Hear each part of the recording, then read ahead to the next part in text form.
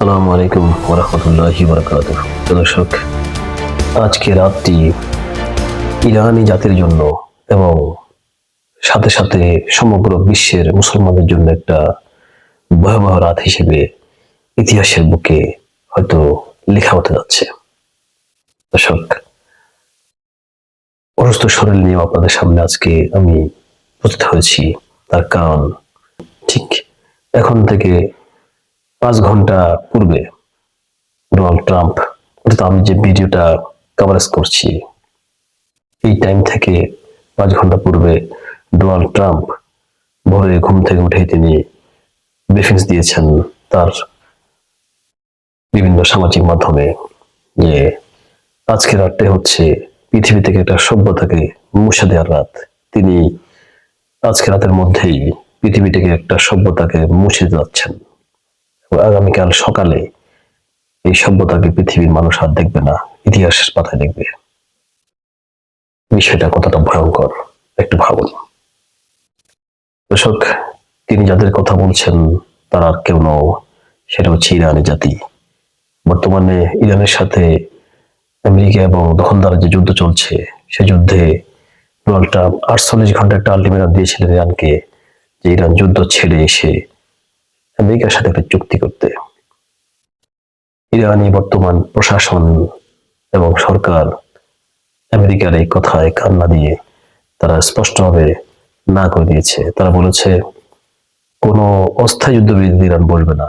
যদি কোনো চুক্তি হতে হয় তাহলে স্থায়ীভাবে যুদ্ধবিরতির জন্য চুক্তি হতে হবে, এবং ইরানে আরো কতগুলি শর্ত জড়িয়ে দিয়েছে। সেই শর্তগুলি যদি ডোনাল্ড ট্রাম্প এবং দখলদার রাষ্ট্র মেনে নেয় তাহলে ইরান হয়তো বা বুঝতে পারে। এসব যে শর্তগুলি ইরান দিয়েছে, ইরানের সমস্ত ক্ষতিপূরণ তাদেরকে ফিরে দিতে হবে এই যুদ্ধে, এবং বিগত 40 বছর যাবৎ ইরানকে যে তারা নিষেধাজ্ঞা দিয়ে আটকে রেখেছে, সমস্ত লস ইরানের পুষিয়ে দিতে হবে, এবং ইরানকে তাদের স্বাধীনতা, সার্বভৌমত্ব, ইরানের অধিকার ফিরে দিতে হবে, এবং ইরান তাদের সমরাস্ত্র বিষয়ে তারা স্বাধীন রাষ্ট্র হিসেবে তাদের যা খুশি তারা বানাতে পারবে। এমনকি ইরান তাদের যে অর্থগুলি আমেরিকা আটকে রেখেছে এত বছর পর্যন্ত বিভিন্ন দেশে, সে অর্থগুলি ইরানকে ফেরত দিতে হবে। এবং হরমুজ প্রণালী, যে প্রণালীটা এখন বিশ্বের প্রাণকেন্দ্রে রূপান্তরিত হয়েছে, সেই হরমুজ প্রণালীকে ইরান তার টোল আদায়ের মাধ্যমে বিশ্বের সমস্ত জাহাজগুলো তারা ছাড় দিবে। তারা দাবি করে এই হরমুজ প্রণালীর মালিকানা হচ্ছে ইরানের আর ওপাশে ওমানের। ইরান এই হরমুজ প্রণালীতে এতদিন পর্যন্ত বিনা শুল্কে বিশ্বের সমস্ত জাহাজগুলিকে পারাপারের জন্য যে সুযোগ দিয়েছে, এখন থেকে ইরান সেটা করবে না। ইরান সেখানে টোল আদায় করে ছাড়বে, এবং ইরানের যে শত্রু রাষ্ট্র আছে সেই শত্রু রাষ্ট্রের জন্য হরমুজ প্রণালী কখনোই তারা খুলবে না। এবং ট্রাম্পের 48 ঘন্টা আলটিমেটামকে ইরান উপহাস করে বলেছে যে হরমুজের চাবি হারিয়ে গেছে। দর্শক, ট্রাম্প যে ঘোষণা দিয়েছেন সকালে, তিনি আজ রাতেই, অর্থাৎ 7 এপ্রিল দিবাগত রাতে ট্রাম্প বিশ্বের মানচিত্র থেকে একটা সভ্যতাকে মুছে যাচ্ছেন। পাশাপাশি তিনি আরেকটা কথা বলেছেন যে ইরানিরা যদি এই ধরনের সরকার থেকে, এই ধরনের আক্রমণ থেকে, অর্থাৎ ইরান এখন যে সরকার গভর্নিং করছে ইসলামী বিপ্লবী প্রধানত ইরান যে সরকার আছে, আয়াতুল্লাহ খামেনির সরকার বা মাসুদ পেজেশকিয়ানের সরকার, এই সরকারকে বাদ দিয়ে তারা যদি, অর্থাৎ অন্য কোনো একজন লোক যারা জঙ্গি নয়, যারা গোড়ামি নয়, যারা আমেরিকার চোখে কোনো সন্ত্রাসী নয়, এই ধরনের কোনো সরকার যদি ইরানে বসে তাহলে হয়তোবা ইরানকে রক্ষা করতেও পারে। দর্শক, আমি ডোনাল্ড ট্রাম্পের বক্তব্যের পরিপ্রেক্ষিতে এবার একটু ইরানের দিকে যাই। ইরানের জনগণ প্রায় কোটির উপরে, ধারণা করা হচ্ছে প্রায় 1.5 কোটি, কম হবে না, এরকম সকল জনগণ ইরানের বিভিন্ন স্থাপনায় তারা গিয়ে জড়ো হয়েছে। সাথে আছে প্রেসিডেন্ট মাসুদ পেজেশকিয়ান। তারা জড়ো হয়ে বিভিন্ন স্লোগান দিচ্ছে যে তারা কখনোই তাদের সভ্যতাকে হারাতে দিবে না, তাদের সভ্যতা তারা অক্ষুণ্ণ রাখবে। আমেরিকা যে ঘোষণা দিয়েছে তার প্রতিবাদে ইরানি জনগণ এ ধরনের প্রতিবাদের আয়োজন করে এবং তারা প্রকাশ্যে রাস্তায় নেমে এসেছে লক্ষ লক্ষ নয় কোটি কোটি মানুষ। দর্শক, আমেরিকা ঘোষণা দিয়েছে আজকে রাত্রে ইরানে এমন একটা ব্যাপক বিধ্বংসী হামলা তারা চালাবে, যে হামলার মধ্যে দিয়ে প্রায় 5 থেকে 6 হাজার বছরের প্রাচীন সভ্যতায় যে পারস্য সভ্যতা, এই সভ্যতাকে তারা পৃথিবীতে বিলীন করে দিবে। ডোনাল্ড ট্রাম্পের ঘোষণার পর পরে কিন্তু বিশ্লেষকরা খাতা কলম নিয়ে বসে গেছেন যে ট্রাম্প কি তাহলে পারমাণবিক বোমা আক্রমণ চালাতে যাচ্ছে ইরানে। এর মধ্যে বিশেষজ্ঞরা বিশেষ করে ভিন্ন ভিন্ন মত দিয়েছেন, ভিন্ন ভিন্ন বিশ্লেষক। তবে অধিকাংশ বিশ্লেষকই কিন্তু মনে করছেন ট্রাম্প পরমাণু হামলা চালাতে পারে। তবে যুক্তরাষ্ট্রের হাতে এমন কিছু পারমাণবিক বোমা আছে যেগুলোর ক্ষয়ক্ষতি হয়তোবা ধ্বংসলীলা হয়তো একটা নির্দিষ্ট সীমার মধ্যে থাকবে, বেশিরভাগ পার্শ্ববর্তী অন্য কোনো রাষ্ট্রে ক্ষয়ক্ষতি হওয়ার আশঙ্কা থাকবে কম। এ ধরনের কোনো রেঞ্জের বোমা হয়তো যুক্তরাষ্ট্র তাদের জেট ফাইটার দিয়ে ইরানে চার্জ করতেই পারে। আবার অনেক অনেক বিশ্লেষক মনে করছেন যে ডোনাল্ড ট্রাম্প পারমাণবিক হামলা হয়তো যাবে না, কারণ আমেরিকার যে ডিপ স্টেট আছে, ডিপ স্টেটের অনেক সদস্য কিন্তু ডোনাল্ড ট্রাম্পের এই পারমাণবিক হামলাকে সমর্থন করে না। কিন্তু পেছনে একটা ভাববার বিষয় আছে দর্শক, কারণ জাস্ট 2-3 দিন আগেই আমেরিকার পেন্টাগনের যে দপ্তর আছে, সে দপ্তরের বড় বড় সামরিক কর্মকর্তা, প্রায় 10 থেকে 12 জন কর্মকর্তাকে ডোনাল্ড ট্রাম্প একসাথে বহিষ্কার করেছে তাদের চাকরি থেকে, এবং নতুন সামরিক কর্মকর্তাকে তাদের পদে তিনি পুনর্নিয়োগ দিয়েছেন, অর্থাৎ পদস্থিত করেছেন। পাশাপাশি পারমাণবিক আক্রমণ করার জন্য কোন রাষ্ট্রের উপরে আমেরিকান প্রেসিডেন্টের সিনেটের কোনো পারমিশন নিতে হয় না, বা পেন্টাগনের পক্ষ থেকে তাকে কোনো পারমিশন দিতে হয় না।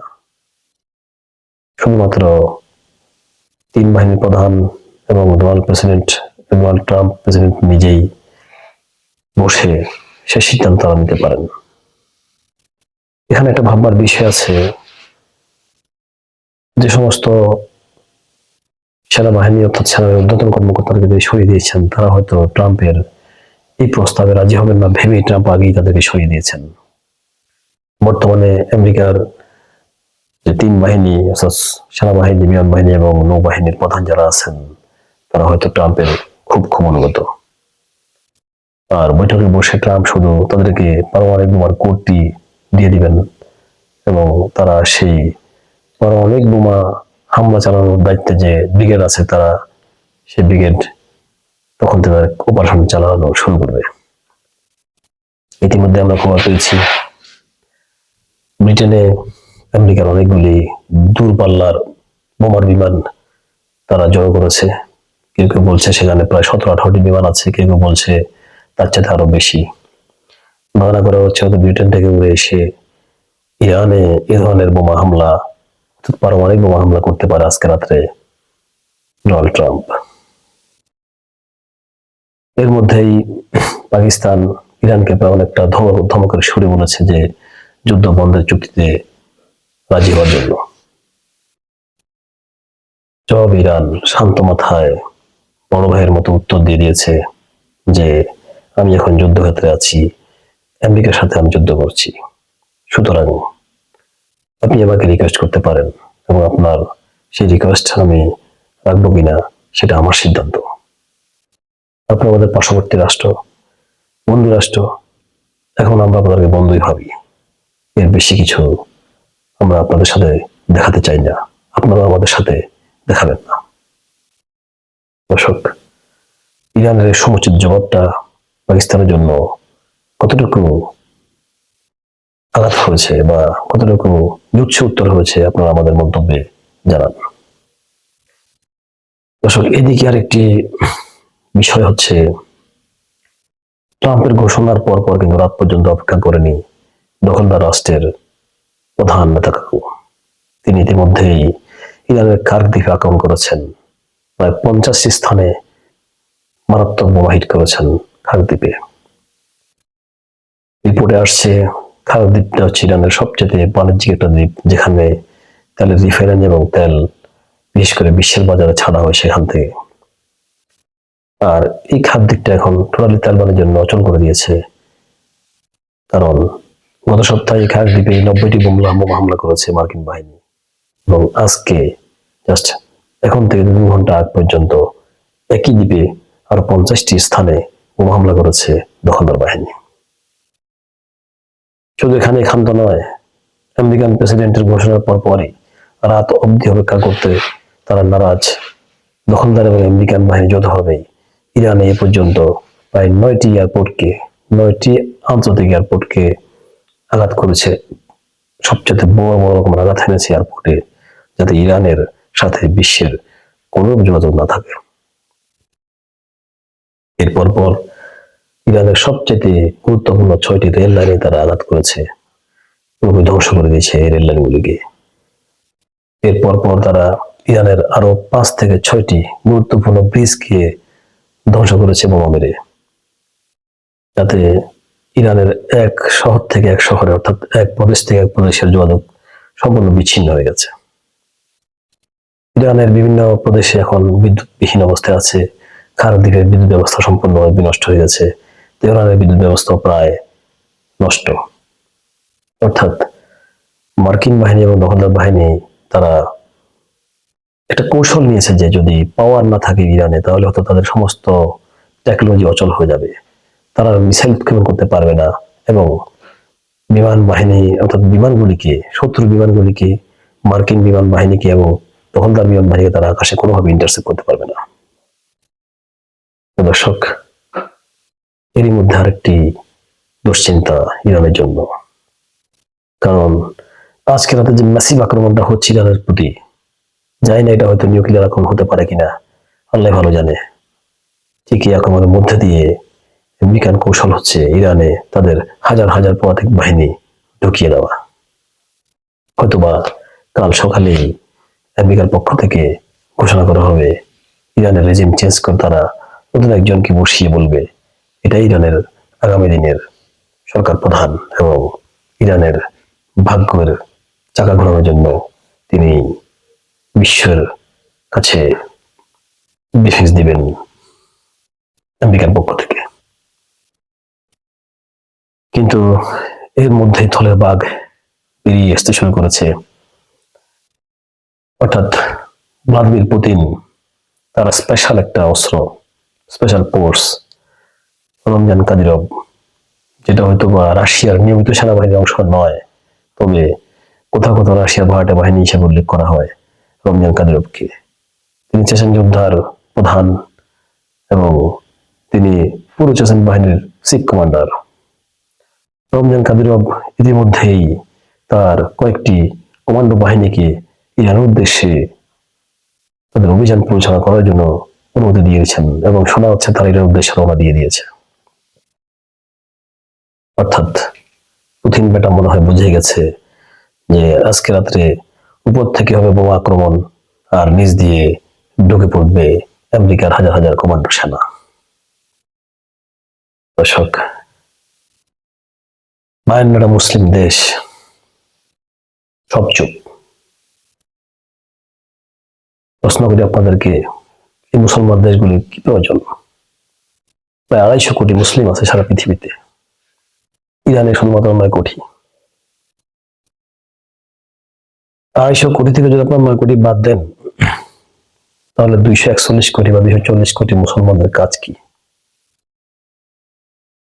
কিভাবে তাদের নাকের ডগা দিয়ে এরকম একটা সভ্য জাতিকে, পার্সিয়ান জাতিকে, যে দেশটি রাসূলুল্লাহ সাল্লাল্লাহু আলাইহি ওয়াসাল্লামের সবচেয়ে প্রিয়ভাজন সাহাবীর দেশ, সালমান ফার্সির দেশ, যার হাত ধরে ইরানিরা মুসলমান হয়েছে, আজ পর্যন্ত তারা ইরানে ইসলাম প্রধানমন্ত্রীর সরকার তারা ধরে রেখেছে,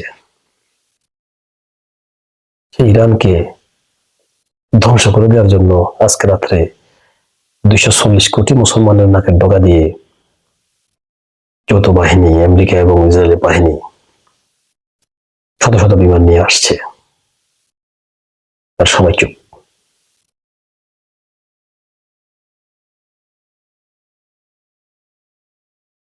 আমেরিকার এই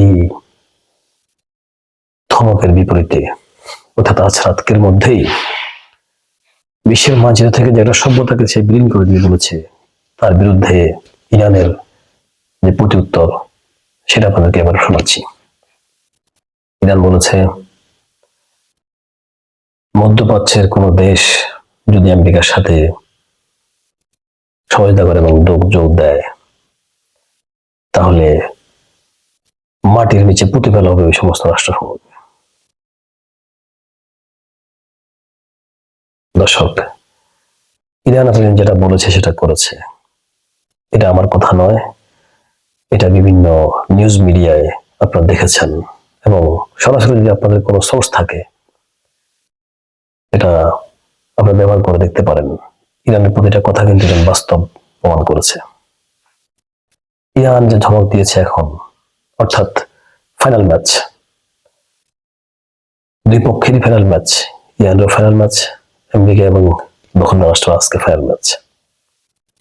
এই ম্যাচে কিন্তু ইরান আর কোনো কিছু রাগ করবে না। ইরানের ধমকের পিছনে আছে একটা মহাশক্তির আভাস। ধারণা করা হচ্ছে ইরানেও হয়তো থাকতে পারে পারমাণবিক অস্ত্র। ইরান হয়তো কৌশলগত কারণে এতদিন পর্যন্ত তারা সে অস্ত্রের কথা বলেনি, প্রকাশ্যে আনেনি। যেখানে মার্কিন যুক্তরাষ্ট্র এতটা সার্চ করেও, এত কিছু করেও, পাইলট উদ্ধার অভিযানের নাম করে প্রায় ডজন বিমান দিয়েও ইরানের নিউক্লিয়ার তারা উদ্ধার করতে পারেনি, সেক্ষেত্রে ইরানের যে পারমাণবিক বোমা নেই, তার কোনো গ্যারান্টি কি কেউ দিতে পারবে? দর্শক, ধারণা করছি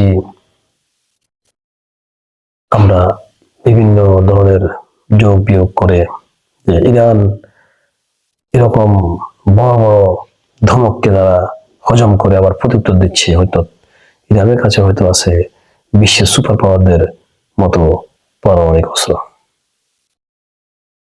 এর জাস্ট কয়েকদিন আগেই ইরানের পররাষ্ট্র মুখপাত্র সংবাদ ব্রিফিংসে বলেছেন যে ট্রাম্পের কর্মকাণ্ড হয়তো বা এই যুদ্ধকে মার্কিন ভূখণ্ডে টেনে নিতে পারে। এখানে এই কথাটার পিছনে রয়েছে একটা গোপন রহস্য এবং বিশেষ ইঙ্গিত। দর্শক, আমি এর আগের একটা ভিডিও থেকে যে কথাটা আপনার জন্য বলেছিলাম, ইরানের কাছে যে আসলে কি পরিমাণ রেঞ্জের মিসাইল আছে সেটা বিশ্বের কোনো মিডিয়া জানে না, বিশ্বের কোনো সরকার জানে না। হয়তোবা পুতিন বা চীনের শি জিনপিং হয়তোবা জানতে পারেন, কারণ ইরান তাদের টেকনোলজি শেয়ার করে এই দুটো রাষ্ট্রের সাথে। দর্শক, আজ রাতে যদি আমেরিকা পারমাণবিক অস্ত্রের মতো ভুল করে বসে যে ইরানি সভ্যতাকে শেষ করার জন্য তিনি পারমাণবিক চার্জ করে বসেন ডোনাল্ড ট্রাম্প, হয়তো হতে পারে এটা ইতিহাসের সবচেয়ে সর্বশ্রেষ্ঠ ভুল আমেরিকার জন্য। পাশাপাশি মুসলমানদের জন্য কি অবস্থা হতে পারে?